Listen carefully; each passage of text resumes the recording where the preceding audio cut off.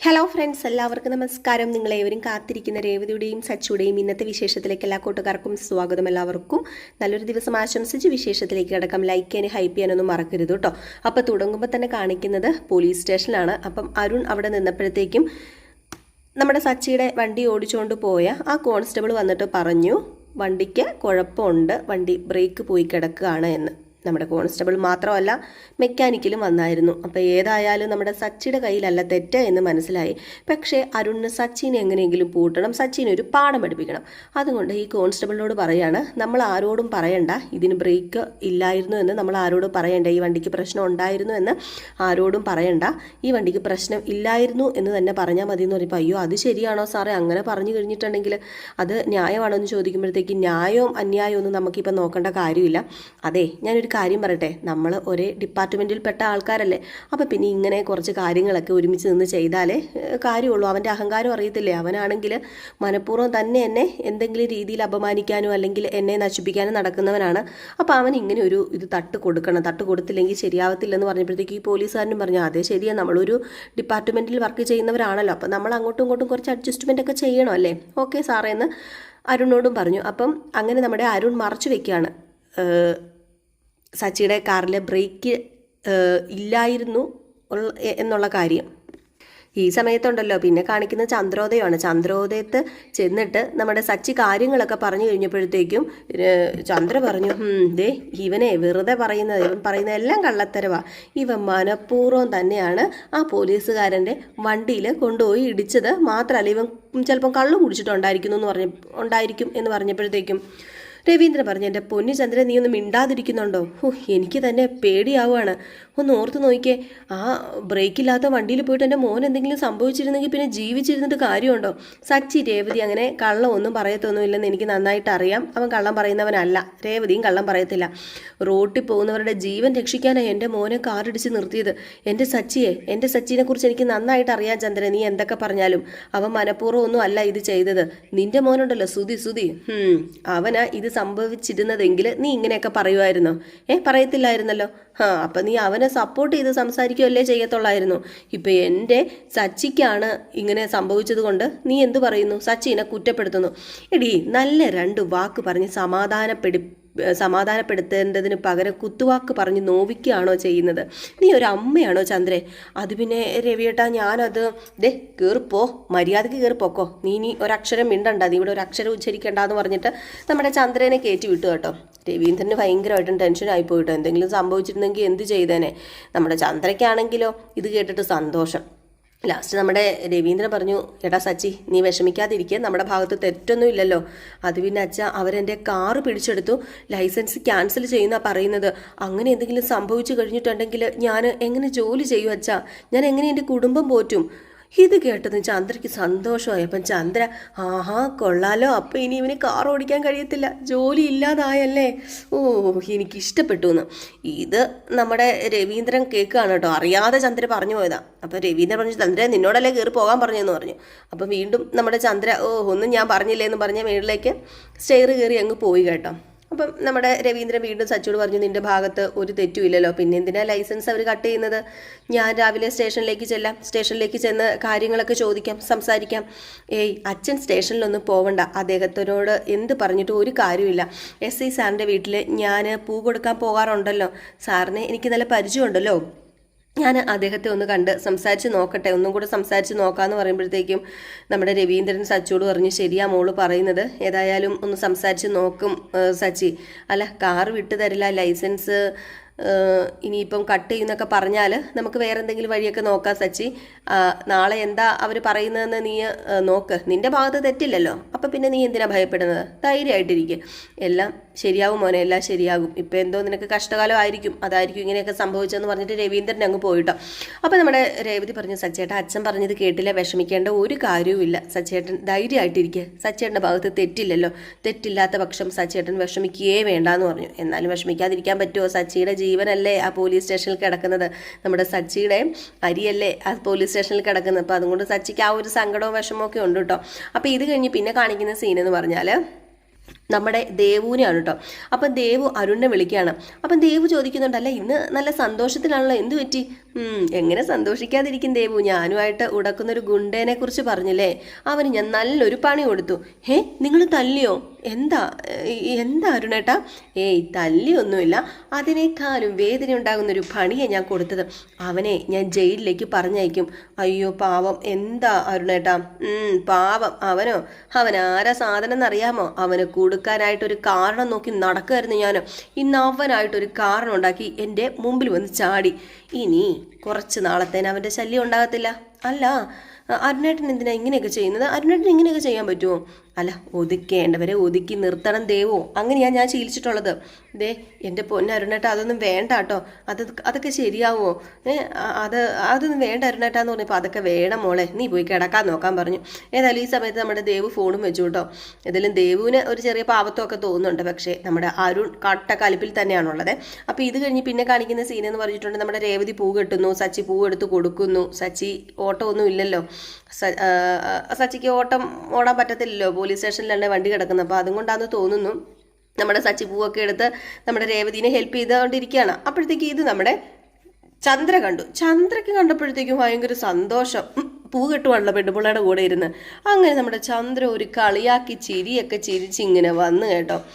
ഇവർ സംസാരിച്ച് വർത്താനമൊക്കെ പറഞ്ഞിരുന്ന് പൂവൊക്കെ കെട്ടുവാണല്ലോ, അപ്പോൾ പിന്നെ കളിയാക്കി ചിരിക്കാമല്ലോ. അപ്പോൾ ചിരിക്കുന്നത് കണ്ടിട്ട് രവീന്ദ്രൻ ചോദിച്ചു, അല്ല എന്താ ചന്ദ്രേ നീ അവരെ നോക്കി ചിരിക്കുന്നത്, നീ എന്തിനാ ഈ ചിരിക്കുന്നതെന്ന് ചോദിച്ചു. അപ്പം പറഞ്ഞു, എങ്ങനെ ചിരിക്കാതിരിക്കും, കണ്ടില്ലേ കാഴ്ച, ചിലതൊക്കെ കാണുമ്പോഴേ ചിരിക്കാതിരിക്കാൻ പറ്റത്തില്ല രവിയേട്ടാ, ചിരിക്കാതിരിക്കാനേ തോന്നത്തില്ല എന്ന് പറഞ്ഞപ്പം, അല്ല അങ്ങനെയൊക്കെ ചിരിക്കാൻ മാത്രം അവിടെ എന്താ നടക്കുന്നത്, അവർ പൂ കെട്ടുമല്ലേ?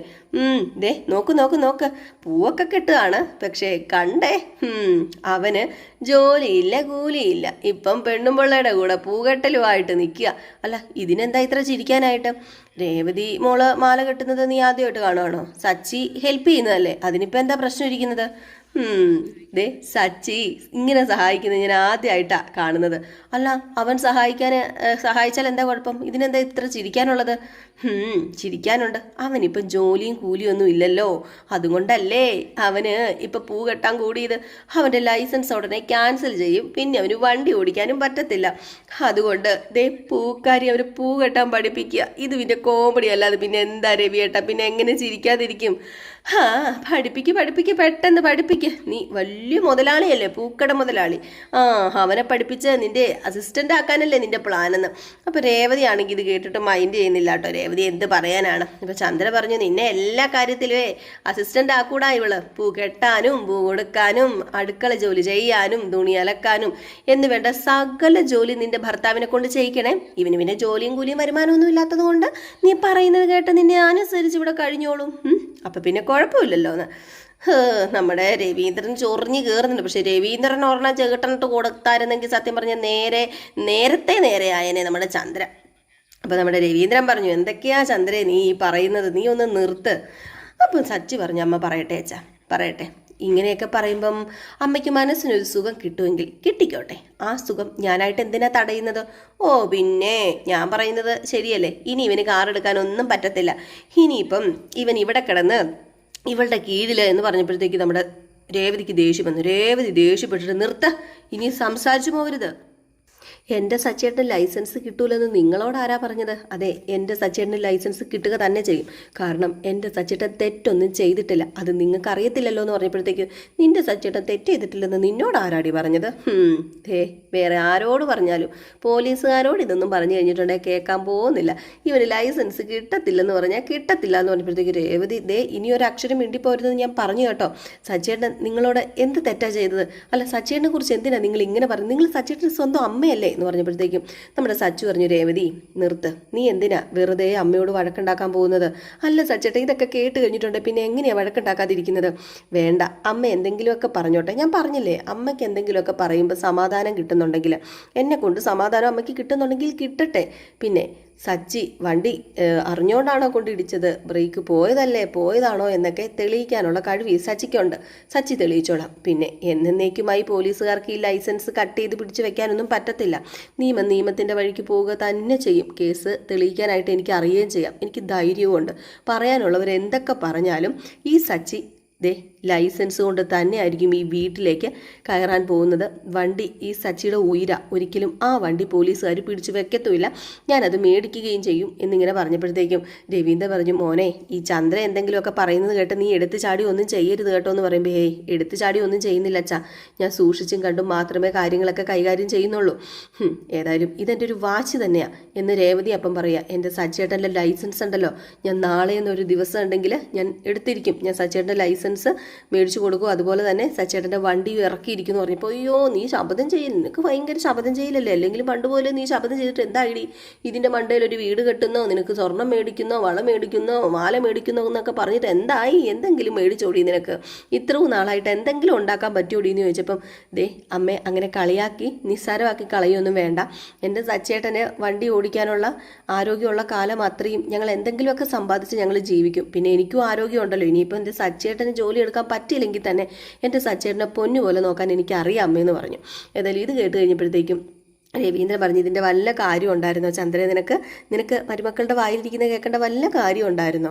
ആ പെങ്കൊച്ചു പറയുന്നതിൽ എന്താടി തെറ്റിരിക്കുന്നത്, നീ ഇങ്ങനെ ഓരോന്നും വിളിച്ചു പറഞ്ഞിട്ടുണ്ടെങ്കിലേ ഇതല്ല ഇതിനപ്പുറവും ചിലപ്പോൾ നീ കേട്ടെന്നിരിക്കുന്നു പറഞ്ഞപ്പോൾ, നിങ്ങളും കൂടെ സപ്പോർട്ട് ചെയ്യുക അവളെ, നിങ്ങളും കൂടെ സപ്പോർട്ട് ചെയ്യുക, അല്ലെങ്കിൽ നിങ്ങളാണല്ലോ അവളുടെ സപ്പോർട്ട്, അതുകൊണ്ടാണ് അവൾക്ക് ഇത്ര നാക്ക് കൂടുതൽ, അവളുടെ ധിക്കാരം കേട്ടില്ലേ എന്നൊക്കെ പറഞ്ഞ് നമ്മുടെ ചന്ദ്ര അങ്ങ് പോയി കേട്ടോ. പിന്നെ കാണിക്കുന്ന സീനെന്ന് പറഞ്ഞു കഴിഞ്ഞിട്ടുണ്ടെങ്കിൽ നമ്മുടെ രേവതി നേരെ പോലീസ് സ്റ്റേഷനിൽ ചെന്നിട്ട് കോൺസ്റ്റബിളിനോട് പറയും, എനിക്ക് SI സാറിനൊന്ന് കാണണമായിരുന്നെന്ന്. അപ്പോൾ കോൺസ്റ്റബിൾ പറഞ്ഞു, അത് പിന്നെ SI ഇപ്പോൾ ഇവിടെ ഇല്ലല്ലോ, SI സാർ ഇപ്പം വരത്തില്ല എന്ന് പറഞ്ഞപ്പോഴത്തേക്കും, അല്ല എനിക്ക് SI സാറിനെ ഒന്ന് കാണണം, എപ്പോഴാണ് വരുന്നത്, അത് കുറച്ച് കഴിയുമ്പോൾ വരും, അല്ല എന്തെങ്കിലും പരാതി ഉണ്ടെങ്കിൽ ഒരു കാര്യം ചെയ്യുക, എഴുതി തന്നാൽ മതി, ഞാൻ കൊടുത്തേക്കാന്ന് പറയുമ്പോൾ എനിക്ക് നേരിട്ട് തന്നെ കാണണം സാറേ എന്ന് പറഞ്ഞു. അങ്ങനെ നമ്മുടെ രേവതി SI സാർ വരാൻ വേണ്ടി അവിടെ വെയിറ്റ് ചെയ്തിരിക്കുകയാണ് കേട്ടോ. ഈ സമയത്ത് ആ കാർ ഓടിച്ച കോൺസ്റ്റബിൾ വന്നു. അപ്പം നമ്മുടെ രേവതിനെ കണ്ടിട്ടു. അപ്പം രേവതിനെ കണ്ടതും അപ്പുറത്ത് ഇരിക്കുന്ന പോലീസുകാരനോട് ചോദിച്ചു, അല്ല ഈ പെങ്കൊച്ചൻ എന്തിനാണ് വന്നത്, അത് പിന്നെ SI സാറിനെ കാണാനാണ് വന്നതെന്നാണ് പറഞ്ഞത്, അല്ല അരുൺ സാറൊന്നും വന്നില്ലേ? ഇല്ലില്ല, അരുൺ സാർ ഇതുവരെ എത്തിയിട്ടില്ല. ഓരോരോ കഷ്ടകാലങ്ങളെ, ദേ ആ വണ്ടി എടുക്കരുത് എന്ന വണ്ടിയുടെ ഓണർ പറഞ്ഞതാ, അരുൺ സാറ് അത് ചെവിക്കൊണ്ടില്ല, എന്നോട് കാർ എടുത്തത് സ്റ്റേഷനിൽ എത്തിക്കാൻ വേണ്ടിയും പറഞ്ഞു.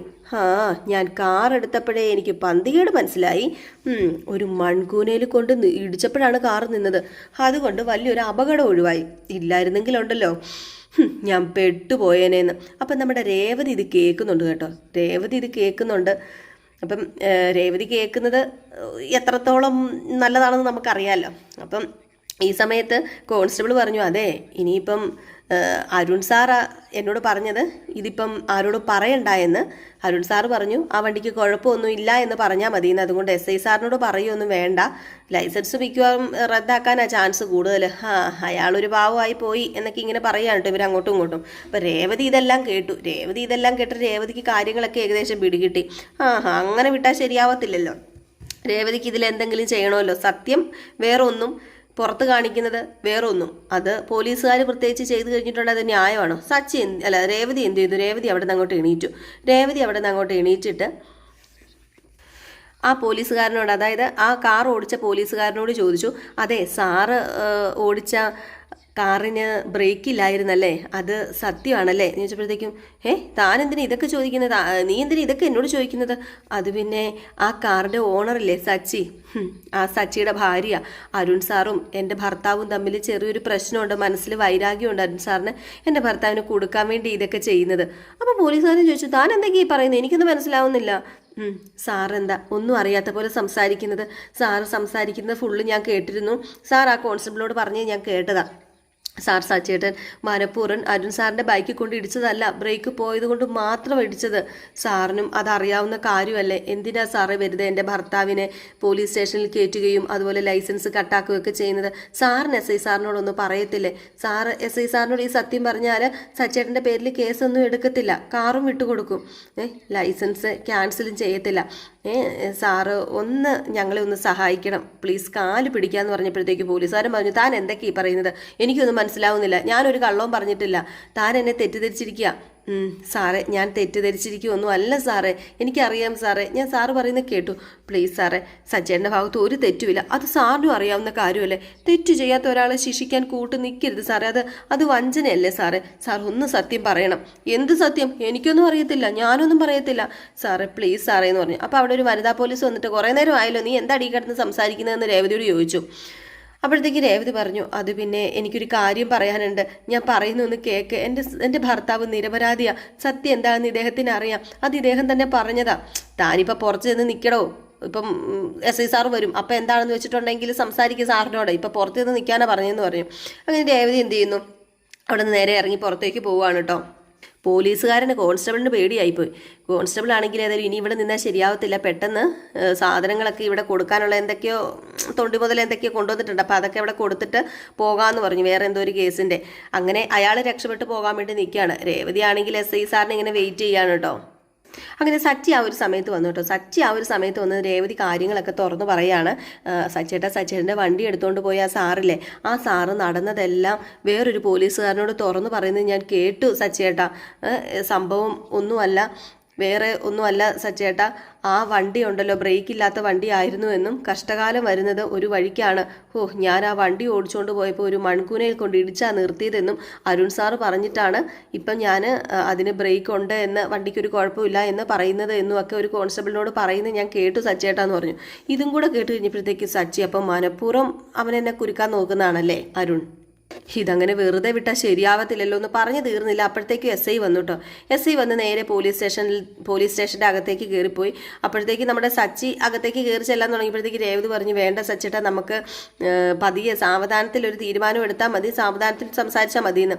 അപ്പോഴത്തേക്കും SIയുടെ കൂടെ നമ്മുടെ അരുണും ഉണ്ടായിരുന്നു. അപ്പോൾ അരുൺ സച്ചിനെ കണ്ടു കേട്ടോ. സച്ചിനെ കണ്ടതും അരുൺ തൂറിച്ചൊരു നോട്ടം നോക്കുവാണ്. സച്ചി നിന്നില്ല, സച്ചി തിരിച്ച് നല്ല തൂറിച്ചൊരു നോട്ടം നോക്കി. അങ്ങനെ നമ്മുടെ അരുൺ പെട്ടെന്ന് സച്ചിയുടെ ആ നോട്ടം കൊണ്ടാണെന്ന് തോന്നുന്നു പെട്ടെന്ന് അകത്തേക്ക് കയറിപ്പോയി കേട്ടോ. കാരണം നിരപരാധിയാണല്ലോ സച്ചി. എപ്പോഴും നിരപരാധികൾ എന്താ പറയുക, നിരപരാധികളെ ശിക്ഷിക്കുന്ന അല്ലെങ്കിൽ നിരപരാധികളെ കുറ്റപ്പെടുത്തുന്ന ആൾക്കൊരു ചെറിയൊരു കണ്ണിലൊരു ഭയം കാണുമല്ലോ. അപ്പോൾ അതുകൊണ്ടാണെന്ന് തോന്നുന്നു പെട്ടെന്ന് കയറിപ്പോയപ്പോഴത്തേക്കും അവിടെ കോൺസ്റ്റബിൾ ഇപ്പോൾ ഉണ്ടായിരുന്നു, ആ കൈ വയ്യാത്ത കോൺസ്റ്റബിൾ. കൈ പോയായിരുന്നല്ലോ, ബ്രേക്ക് ഇല്ലാത്ത വണ്ടി ഓടിച്ചുകൊണ്ട് പോയപ്പോൾ മൺകൂനൽ ഇടിച്ചെങ്കിലും കൈക്ക് എന്തോ പറ്റിയായിരുന്നു. അപ്പം SI ചോദിച്ചു, തൻ്റെ കൈക്ക് എന്താ പറ്റിയതാന്ന് ചോദിച്ചപ്പോഴത്തേക്കും പെട്ടെന്ന് അരുൺ സാറ് പറഞ്ഞു, അത് പിന്നെ ഒന്ന് വഴുതി വീണതാ, അപ്പം കൈ കുത്തിയപ്പോൾ ഇങ്ങനെ സംഭവിച്ചതാന്ന് പറഞ്ഞു. ആണോ എന്ന് ചോദിച്ചു. അപ്പോഴത്തേക്ക് നമ്മുടെ സച്ചി രേവതിയും വന്നിട്ട്, അത് പിന്നെ സാറിനെ കാണാൻ വേണ്ടി ഞങ്ങൾ വെയിറ്റ് ചെയ്യായിരുന്നു. അതെ, എൻ്റെ സച്ചിയുടെ നിരപരാധിയാണ് സാറേ എന്ന് പറഞ്ഞപ്പോഴത്തേക്കും SI പറഞ്ഞു, അതെ നിൽക്ക്, നിരപരാധിയാണോ ഇല്ലയോ എന്നൊക്കെ വരട്ടെ. അതെ, എപ്പോഴും എനിക്ക് ഇവനെ സഹായിക്കാൻ പറ്റത്തില്ല, ഹെൽപ്പ് ചെയ്യാൻ പറ്റത്തില്ല. കഴിഞ്ഞ പ്രാവശ്യം വന്നപ്പോഴും ഞാൻ ഹെൽപ്പ് ചെയ്തു. അങ്ങനെ എപ്പോഴും എനിക്ക് ഹെൽപ്പ് ചെയ്യാൻ പറ്റത്തില്ല. ഓരോന്നിനും ഇങ്ങനെ പോലീസ് സ്റ്റേഷനിൽ വരികയും കേസ് ഉണ്ടാക്കുകയും ചെയ്തു കഴിഞ്ഞിട്ടുണ്ടെങ്കിൽ ആരുടെ ഭാഗത്താണ് ന്യായം ഞാൻ അറിയുന്നതെന്ന് ചോദിച്ചു. അപ്പോഴത്തേക്കും സച്ചിക്കും രേവതിക്കും അങ്ങോട്ട് എന്തോ പോലെയായി പോയിട്ടോ. പോലീസുകാർ ഇങ്ങനെ പറഞ്ഞപ്പോഴത്തേക്കും ശരിയാണ് ആ പോലീസുകാരൻ പറഞ്ഞത്. എപ്പോഴും പോലീസ് സ്റ്റേഷനിൽ കയറി കേസ് ഉണ്ടാക്കാമെന്ന് പറഞ്ഞാൽ എന്തെങ്കിലും കാണുമല്ലോ, എന്തെങ്കിലും എന്താ പറയുക, സച്ചിയുടെ കയ്യിൽ എന്തെങ്കിലും തെറ്റ് കാണും എന്ന് ഓപ്പോസിറ്റ് നിൽക്കുന്ന ഒരാൾ ചിന്തിക്കത്തുള്ളൂ. അപ്പോൾ ഈ ഒരു സീൻ കാണിച്ചിട്ടുണ്ട് ഇന്നത്തെ വിശേഷം അവസാനിക്കുന്നത്. അപ്പോൾ എല്ലാവരും കാത്തിരിക്കുക അടുത്ത വിശേഷത്തിനായിട്ട്. അടുത്ത വിശേഷവുമായിട്ട് വരാം. അതുവരെ എല്ലാവർക്കും ടാറ്റ ബൈ ബൈ. ലൈക്ക് ചെയ്ത് ഹൈപ്പ് ചെയ്യാനും മറക്കല്ലേ.